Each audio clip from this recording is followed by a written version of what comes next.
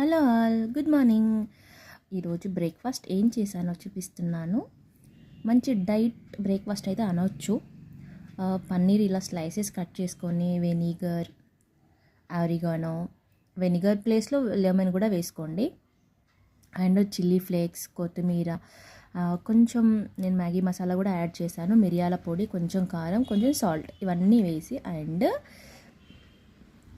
Olive oil వేసి ఇవన్నీ బాగా మంచిగా వాటికి ముక్కలకి పట్టించాను అనమాట. ఇవన్నీ చక్కగా క్వాంటిటీలో వేసుకొని